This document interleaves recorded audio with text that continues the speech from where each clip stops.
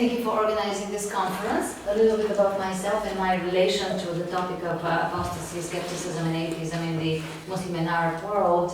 I have published an article on this topic specifically that looks at the Arab Atheist magazine. It's an online magazine. And last year, February of last year, I actually organized a conference on apostasy from Islam and Judaism at Texas A&M. It is really great that I see other people like you guys organizing conferences, because this is a very interesting topic, and like you said, we have not really started even doing research on that.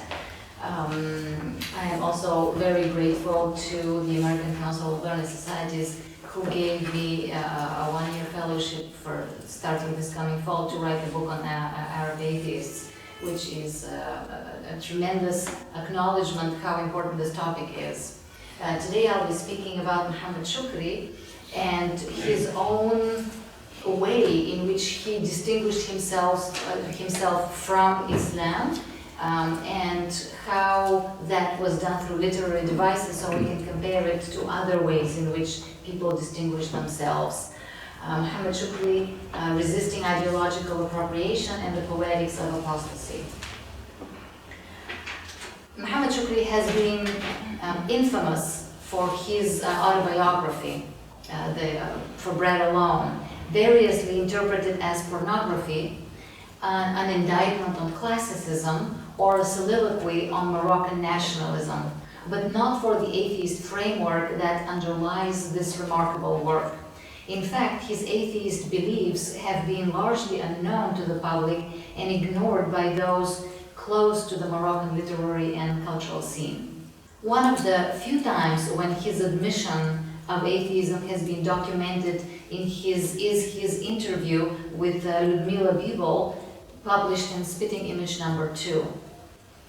This presentation today will reveal the atheist imprint on Shukri's autobiography For Bread Alone and short stories like Little Paradise. In particular, I will demonstrate how in the autobiography, Shukri uses literary devices related to the Sa'alik, the pre-Islamic brigand poets, and the rite of passage to position himself as a pre-Islamic brigand poet outside of religion and outside of a strictly ethnic Arab heritage. This foray into his work is important for two reasons. First, it gives justice to Shukri's own understanding of his worldview and his resistance to ideological appropriation by Arab nationalism and reductive categorization as Muslim.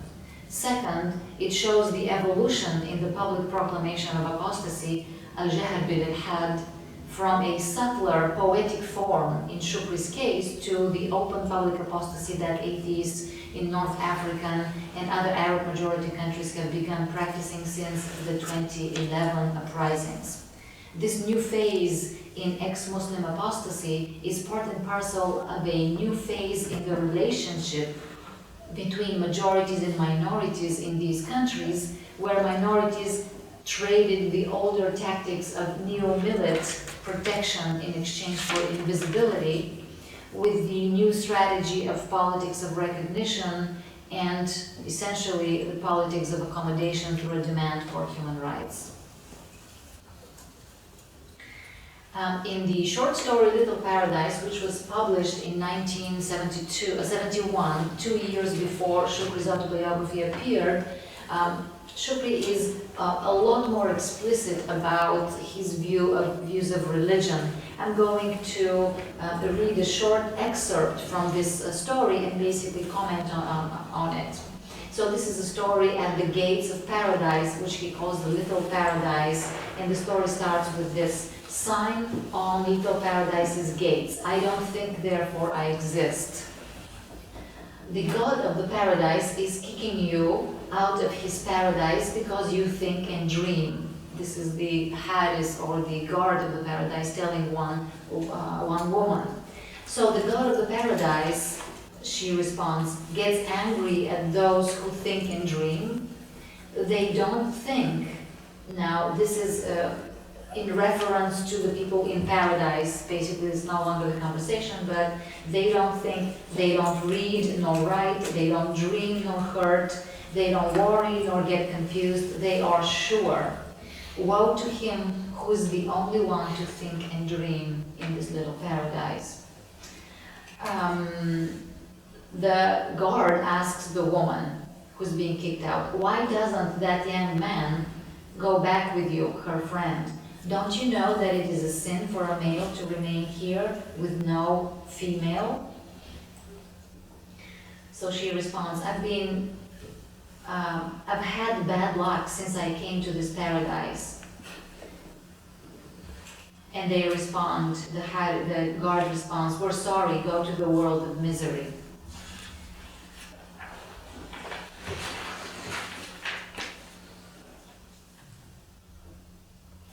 And then I want to read the last line. The male friend of this woman, he's also being kicked out for thinking from the little paradise, so he left defeated. She was in front of the gates of the little paradise, defeated, waiting for her companion. Their glances locked, their hands touched. They left in search of a new paradise with no God nor guard. So here he's very explicit about his understanding of religion, even calling it a little paradise, not bestowing on paradise this grandiosity, but it's something little with its own God who is being vindictive and kicking people out because they think, because they practice rational thinking, their critical thinking skills. And so they're actually quite happy being together, living this paradise.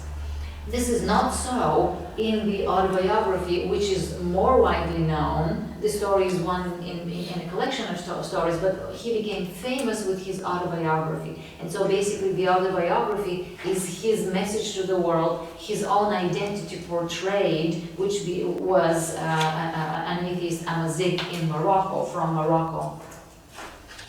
But this is him on the right, and this is Alan Rogers. Roger Allen. Roger Allen, sorry, Roger Allen. And I think this is Muhammad, but I'm not sure, in the middle.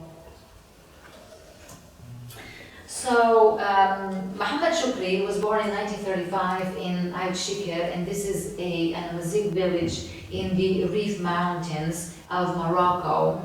He, however, was described by many people who analyzed his work, or people who read his work, was interpreted as somebody who was generically Moroccan rather than Amazigh, and also generically poor, and also interpreted as somebody who was more or less generically Muslim because of the heritage of his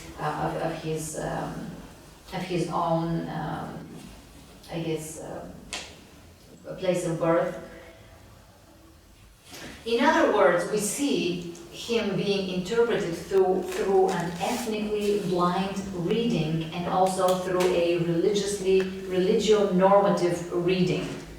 Now, this is not the case, of course, I will show, but I want to give you a few excerpts from people who have interpreted him. For example, an oppressed group, he represents an oppressed group of people that included me and my family, is what he says in this autobiography, but Sabri Hafiz, the literary critic, interprets him as the dregs of humanity, the homeless, the destitute, thieves, thugs, and murderers, and basically pegs him to that generic view of somebody who is poor, but also somebody who is a thief. And so this interpretation of him as a thief, I'll show later, actually he disputes it himself. Salah Mukhlis and other people interpreted him as simply Moroccan. So he's not specifically Amazigh or atheist, but simply Moroccan, to be interpreted as Muslim and probably Arab. Nirvana Tanuhi, another person who wrote an article about him, says that the national history written by Al-Khuz al-Hafi, his autobiography for Bread Alone, envisions a community brought together as a nation, not by race or religion, but by a shared cultural and economic experience of colonialism.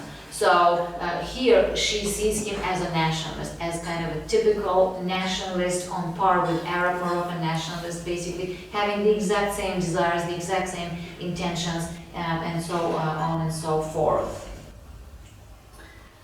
Yet, even in his autobiography, he registers xenophobia against the Amazigh population. And so I'll show later how his view of himself as an Amazigh, as an atheist, was portrayed in his literary works through literary devices. But this is a quote from his autobiography. There are differences between me and the other kids in the neighborhood that make me feel inferior, although some of them are just as poor. When his family left the Rif Mountains, they left because there was a horrible famine and hundreds and thousands of people and the animals they were raising were dying in the famine. And so when these refugees left for big cities like Tangier, Tetouan, etc., the poor people there started practicing and started seeing them through this xenophobic kind of framework, because a lot of them were Arab. And so here he comments on that exact experience of him, not just as a generically poor person, but also an Amazigh, and how the other people, the other poor, were looking at him. They say about me, he's a Rifian, he came from the land of hunger and murderers, he doesn't even speak Arabic. This year, all Rifians are sick with the disease of hunger. If one of their sick cows or sheep or goats dies, they eat them. They even eat rotten flesh. So because of his comment on that, we see clearly that he himself does not interpret his identity, literary identity, as well as his historical identity as somebody who is generically poor, generically nationalist, or generically Moroccan. In other words, he sees himself through an alternative religious and Amazigh history, and he presents that alternative history in his autobiography by using literary devices, and also that helps him negotiate the role of literature in minority politics, and he is involved in minority politics at least from two different perspectives. One as an Amazigh, ethnic minority, and the other as an atheist, religious minority of sorts. How does he do that? He does that through an interpretation and through framing himself from the perspective and modeling himself after the pre-Islamic brigand poets, the Sa'alik. This is a quote from him in the book Paul Bowles, Jean Genet, and Tennessee Williams in Tangier. He says, I'm now like a Jahiliyyah poet before Islam who would start crying over the traces of his beloved's campsite. And here we clearly see that he puts himself in the Jahiliyyah age before Islam in a way to circumvent and basically get away from modeling himself after a Muslim identity in a way, taking the Sa'alik as the model. He even uses the term Saruk several times in his autobiography to describe himself. So that is another reference to see himself and modeling himself after them.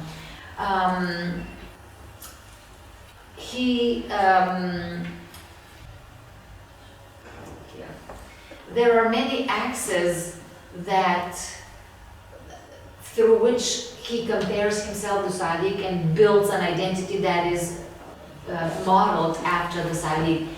But we should be somewhat careful about this analysis, because the Sa'alik are literary characters, they're literary figures, and they're also mythological characters. And what we know about them comes from different anecdotes or biographical notes.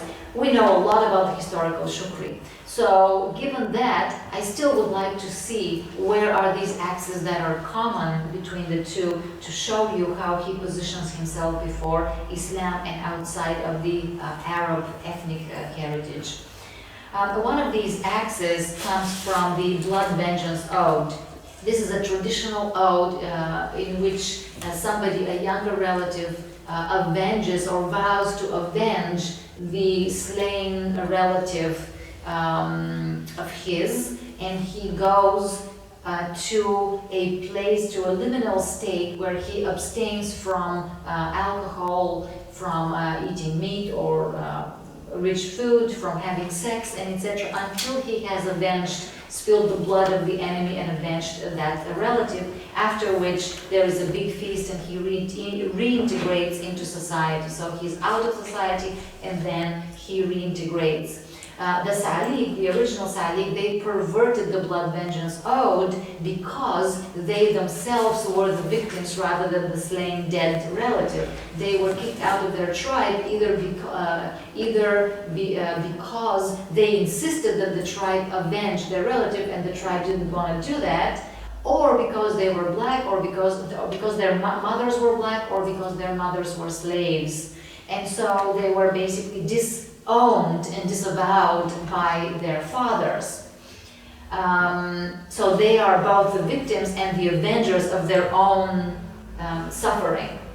Because of that, they pervert that poem, and they become permanently stuck in some kind of a liminal phase where they want to avenge, but they cannot avenge, and so they vow to kill kin rather than save kin and protect kin and kill enemy.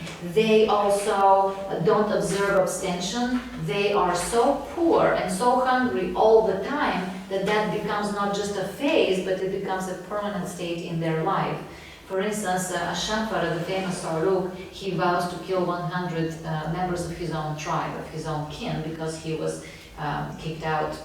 Ta'abat Asharran, another famous Sarluk, he brings vipers to his tribe when he was asked to bring the seasonal truffles and feed his tribe. So he brings poison when he's supposed to bring food. Shukri also is in this position. His father murders his young brother when he's only several years of age, and Shukri in himself suffers this. He wants to avenge the death of his brother, but at the same time, to do that, he needs to kill his own father, which would be killing kin. And so now he's in this perverted state when he fantasizes about killing his father, when he really hates him, but he never actually kills the father.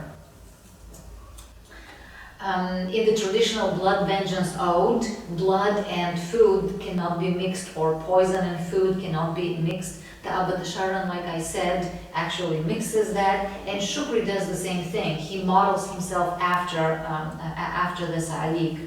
So, for instance, he brings carrion to his family to eat. He also, during the protests against the colonizers, he urinates on the street where the blood of those protesters was spilled. So he mixes blood and urine, which is, a big no-no. He also is so poor that he goes out and eats food that is being mixed in a lake with excrement and petroleum. So we see that as one axis of similarity between the two. Let me read you just an excerpt from the starvation. The Abad Sharan says, "I stretch the times of starvation until I kill hunger. I plait my hollow guts like a cord maker who spins and twists his threads." Shukri, on the other hand, says, "My mad hunger and heat rob me of the ability to see things clearly. I chew my hollow mouth. I chew and chew, my guts gurgle. Starvation in the reef, hunger hurts. I suck and suck my fingers. I vomit, but only threads of saliva come out of my mouth."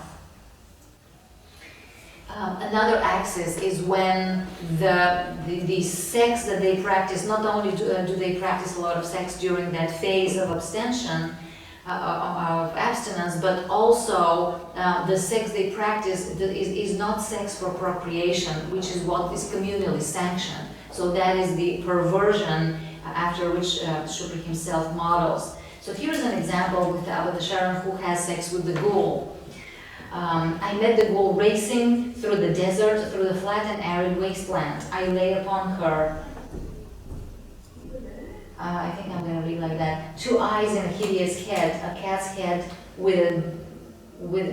I lay upon her until morning came. Only then could I clearly see what had come to me. Two eyes and a hideous head, a cat's head with a cleft tongue. the deformed legs of a prematurely born camel, a dog's back covered in a tattered, drooping water skin. So he describes this compilation, this weird thing that is the ghoul.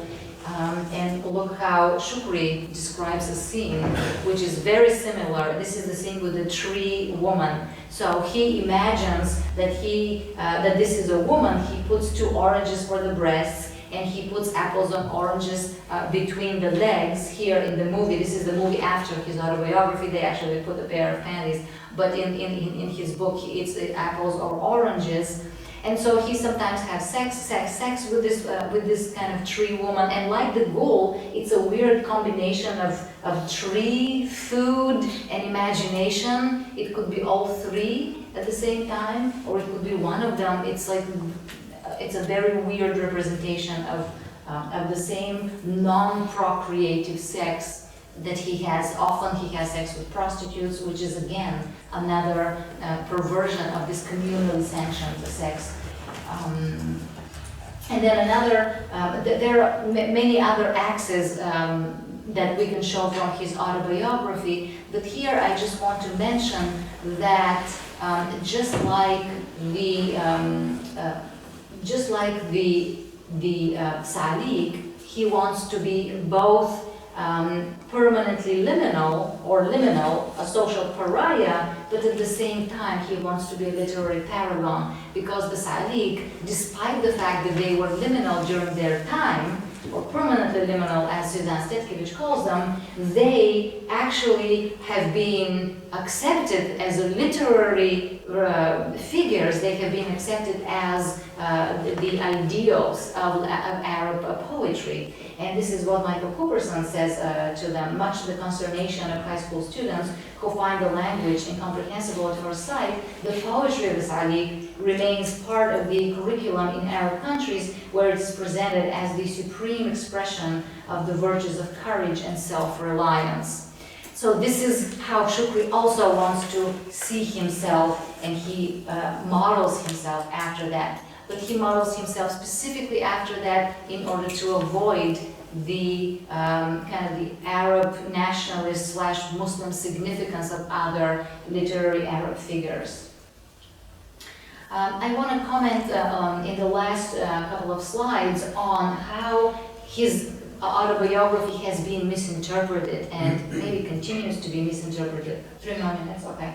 For instance, in Arabic it is called barefoot bread, al-khubz al-hafi, but Paul Bowles translates it as for bread alone, which kind of robs the image of Shukri as a Sa'ulu. And we know from Shamfara and from interpretations of Shamfara that he used to only have 1 foot with a shoe and the other was barefoot, and so he would walk with this confusing gait. The shoe as a symbol of culture and barefoot as a symbol of nature, so he's kind of half human, half animal, which is a perversion of his identity. And we see here, this is kind of a homage of that identity of the Sa'ulu, barefoot bread. Bread is a symbol of culture, you know, with cooking, and barefoot is a symbol of nature, very similar to how the Sa'ulu see themselves. But that was misinterpreted. The French translation, Le Pain Nu, is actually a lot closer, the naked bread, to the English translation. And another way in which the sequel to his autobiography, Ashubtar, was misinterpreted is that actually it was given the wrong title by the publishers. So he first called it Zaman al-Ikhta, the times of mistakes.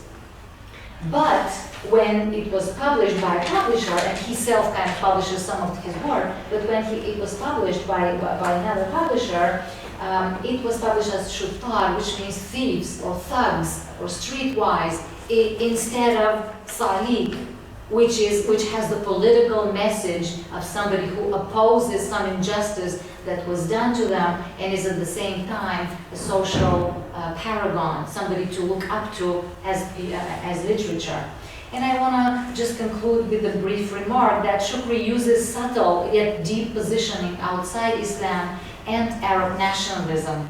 He uses literary devices that can and should be interpreted taking into consideration his atheist identity as well as his Amazigh minority politics. And like in, for example, for Iranian skeptics and atheists who say that they are not Muslim by saying that they are Persian and not Arab, because they kind of conflate Arab with Muslim, so if they're Persian, they're not Muslim as well.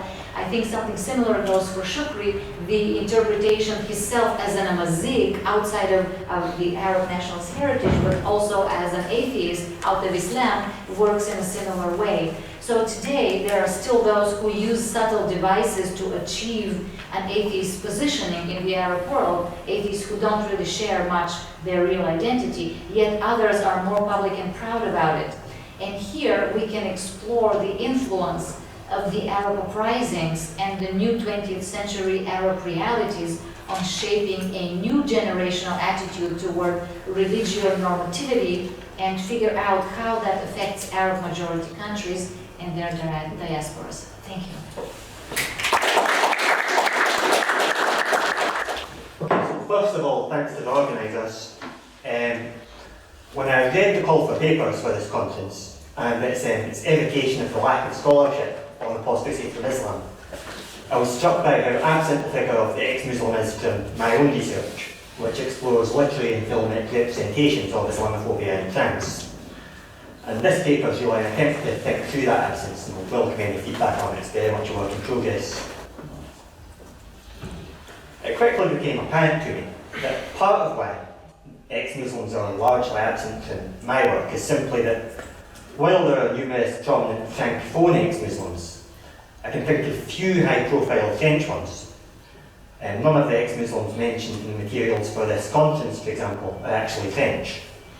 I don't want to suggest that this invalidates either their work or their connection to France, but the lack of high-profile French ex-Muslims still felt striking to me. If French apostates are rarely evoked in public discourse, though, the figure of the so-called musulman laïc is more prominent. This label denotes individuals who, unlike ex-Muslims, do identify as Muslim, while also publicly expressing their support for a model of laicity that's primarily deployed against the putative threat posed to the Republic by Islam.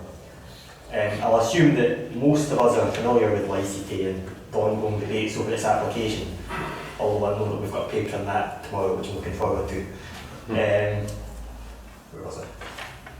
Another difference between the two figures is that while ex-Muslims may keep their disavowal of Islam private, musulman laïc are defined by their public advocacy of a model of laicity which holds that religion should be restricted to the private sphere, and often their criticism of Muslims unwilling to do so. Keeping one's own religious practices private isn't sufficient to be identified as a musulman laïc. It's necessary to make clear that one's doing this out of active support for laicity as it's currently understood, rather than just to live an easy life, for example. Well-known musulman laïc include activists like Fadila Amaha, former president of Niput-Nisoumise, and politicians like Amin El-Khatmi, the current president of the Printemps Républicain movement. Broadly speaking, they typically argue that Islam and Republican values need not necessarily be incompatible, but that the former needs to be reformed into an appropriately Republican form. There are gender differences in how male and female musulman laïc are treated and represented, but for the purposes of this paper, please assume that any reference I make to the figure includes both men and women. The criticisms directed by musulman laïc at their co-religionists are often appropriated by others in similar ways to those of ex-Muslims. So that's, sort of broadly speaking, to stigmatise Islam and Muslims in general as dangerous, regressive and un-French. Using the claims of a self-identified Muslim to support such stigmatisation both grants it an air, in the eyes of those making the claim, grants it an air of undeniable truth and allows for accusations of Islamophobia to be batted away. The extent to which musulman laïc welcome such appropriation isn't the theme of this paper, but obviously varies between individuals. That French ex-Muslims are rarely evoked to this effect, however, is interesting because it ostensibly seems like the apostate is better suited to the role of stigmatising and excluding Muslims than musulman laïc. The latter explicitly argues that Muslim and French Republican identities can be compatible, even if they currently often aren't, while apostates are often, or at least public apostates, are often harshly critical of Islam per se. This paper will explore why the regime laïque appears more often in contemporary French discourses, at least under French born. So rather than exploring how musulmans laïque or ex-musulmans describe their own lived experiences, I'm exploring how they are appropriated and used as stock figures by other people. I don't mean that to suggest that their public role can be purely reduced to the stooge of Islamophobes. Their arguments are worthy of scholarly attention in their own right, they're just not what we'll be talking about today. I'll approach this subject through the lens of two fictional works, which both communicate what I argue are Islamophobic visions of Islam's place in France, but in different ways. Olivier Ernovik's novel 2023, Le Mur, portrays a far-right vision of Muslims as by nature inherently threatening to the Republic. Xavier Duranger's film Le Marron d'un Pas, meanwhile, exemplifies a form of Islamophobia more palatable to mainstream Republican sensibilities, and which is often expressed by people who don't consider themselves as racist. It portrays Islam in the Republic as potentially compatible, but only if Islamic identities are kept within strict parameters, portraying Muslims unwilling to restrict their faith to those parameters as suspect at best. Both texts include musulman laïque protagonists, while the figure of the ex-musulman is near entirely absent from either. I'll argue that this is because the figure of the musulman laïque can be easily appropriated to further either text vision of Islam's place in France, while that of the ex-musulman is difficult to make sense of while working within dominant discursive frameworks. This, along with the anti-racist left's better documented difficulty,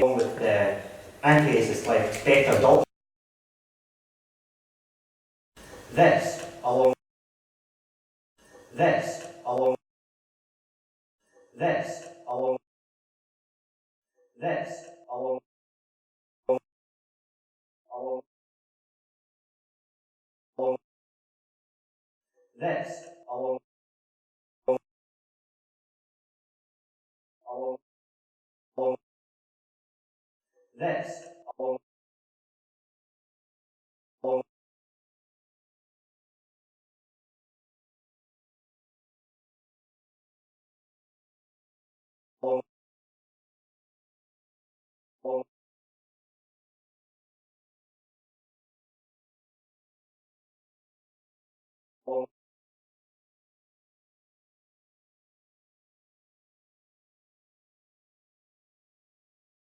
along